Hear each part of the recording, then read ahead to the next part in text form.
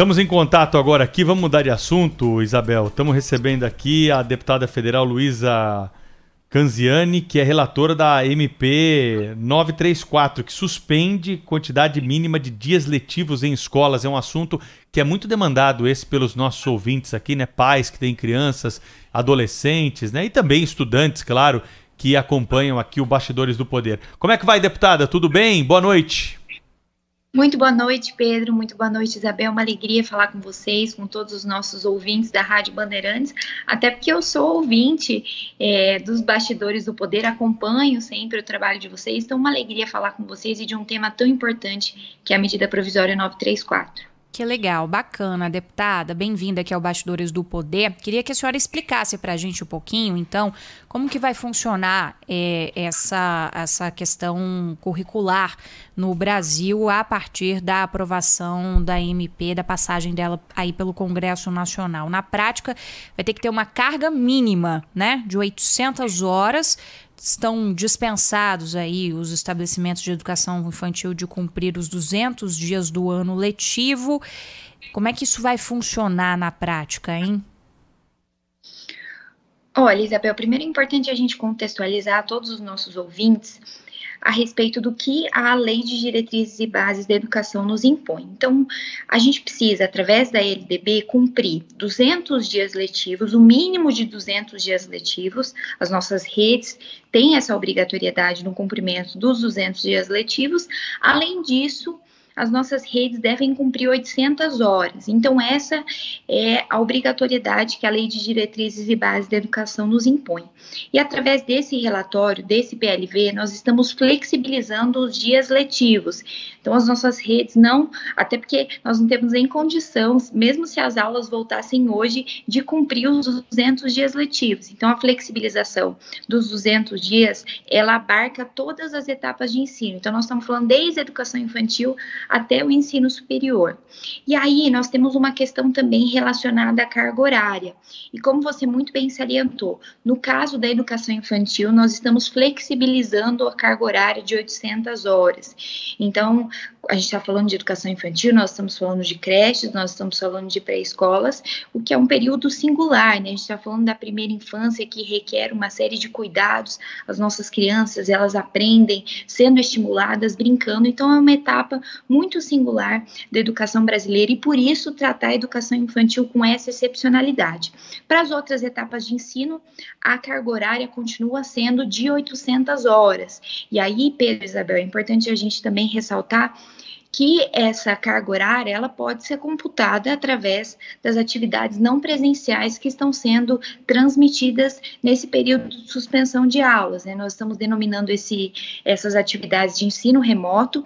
Então, sem dúvida alguma, a gente vai poder compatibilizar essa carga horária com as atividades não presenciais que estão sendo transmitidas. Estamos conversando aqui na Rádio Bandeirantes com a deputada federal, que é a relatora, né, desse caso que traz, então, a suspensão da quantidade mínima de dias letivos em escolas. Isso tudo, né, deputada, vai ter um impacto no currículo. Como fazer para diminuir a desigualdade entre as escolas públicas e as privadas, uma vez que os alunos das escolas privadas continuam tendo uma estrutura maior do que a oferecida pela rede pública de ensino durante a pandemia? Olha, Pedro, você tocou em um ponto e um aspecto que é muito importante, porque a gente já tinha um problema gigantesco de desigualdade educacional no nosso país, isso antes da pandemia. Então, a gente tinha uma diferença, como você salientou, entre rede pública e entre rede privada. Nós tínhamos uma diferença também entre as diferentes redes estaduais do nosso país, nós tínhamos uma diferença entre as diferentes realidades socioeconômicas do nosso país. E, sem dúvida alguma, a desigualdade educacional ela já era muito presente. E aí, quando a gente passa por esse período de pandemia, de suspensão de aulas, infelizmente, a gente deve afirmar que a desigualdade educacional, ela tem aumentado e ela haverá de aumentar. Por quê? Porque as aulas foram suspensas e as nossas redes estão transmitindo as atividades não presenciais. Nós estamos vivenciando esse período de ensino remoto.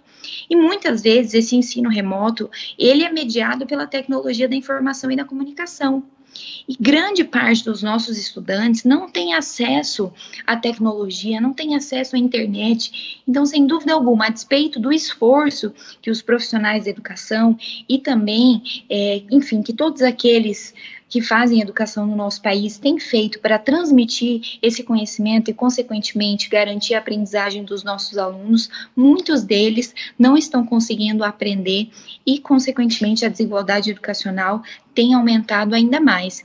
E aí, Pedro, é importante a gente trazer o que nós contemplamos através desse PLV e desse relatório. A gente trouxe aspectos importantes como, por exemplo, a necessidade da União prestar assistência técnica e financeira aos nossos entes subnacionais. Então, a União, ela deve ser justamente essa grande parceira de estados, de municípios, sendo uma articuladora entre os nossos entes, trocando experiências, mas também apoiando financeiramente as nossas redes e, consequentemente, as nossas escolas, através de tecnologia, através de expertise e também, Pedro e Isabel, no retorno às aulas, né? A gente vai ter um retorno às aulas que vai ser muito complexo, nós vamos ter que respeitar uma série de protocolos sanitários, nós vamos ter que avaliar os nossos alunos para ver efetivamente o que foi aprendido ou não nesse período de ensino remoto, nós teremos que inclusive resgatar muitos alunos que vão se distanciar das nossas escolas, nós vamos ter que discutir ainda mais evasão e abandono escolar, então nós precisamos desse apoio técnico e financeiro da União. Deputada, um mecanismo de avaliação, né, dos alunos é justamente o Exame Nacional do Ensino Médio, o Enem, que serve na prática para o ingresso nas universidades de todo o país, mas não deixa de ter também esse teor aí de ser um exame para a gente avaliar quantas anda o ensino brasileiro, apesar de ter uma prova específica para isso. A MP também trata de algo em relação ao Exame Nacional do Ensino Médio? Sem dúvida, Isabel, a gente fez questão de colocar também o Enem, né? Você já ressaltou a importância desse exame para tantos estudantes que estão terminando o ensino médio e que sonham em ingressar no ensino superior. Então, sem dúvida alguma, o Congresso Nacional precisava também olhar para a questão do Enem.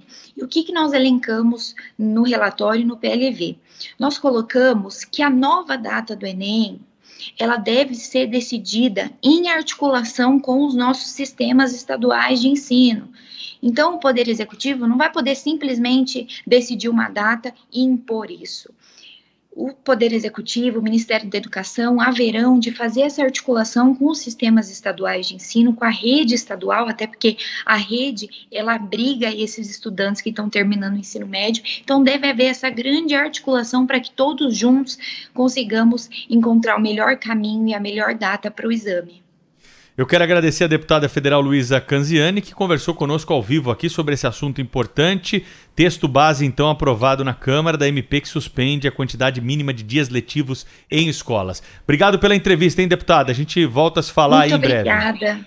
Muito obrigada pela gentileza, Pedro e Isabel. E se me permite, Pedro, eu só gostaria de apontar uma possibilidade que nós trouxemos também nesse relatório, que é a possibilidade dos nossos alunos fazerem o 4º ano do ensino médio, que é um projeto inovador. Várias redes já estão pensando em implementar. Eu sei que o secretário Rossielli já está formatando no estado de São Paulo, o secretário também do Maranhão, Felipe Camarão, já está pensando nessa possibilidade. Eu acho muito importante a gente passar essa possibilidade para todo mundo que está nos acompanhando, para as famílias, para os jovens, enfim, para todo mundo que está nos escutando. Então, aqueles jovens que não se sentirem preparados para ingressar nesse momento no ensino superior, que queiram fazer uma revisão do 3º ano do ensino médio, aqueles alunos que não se sintam preparados para fazer o Enem, poderão, então, através dessa medida que o Congresso Nacional está tomando, poderão cursar o 4º ano do ensino médio, né, de uma maneira suplementar, complementar, para que possam, então, fazer uma revisão do 3º ano e conseguindo, enfim, desenvolver melhor todo o conhecimento adquirido. Então, fica aí essa sugestão para os nossos estudantes que quiserem fazer essa possibilidade. Obrigado, então, deputada. Até uma próxima. Muito obrigada, deputada. Obrigada. Rádio Bandeirantes. Aqui você se informa.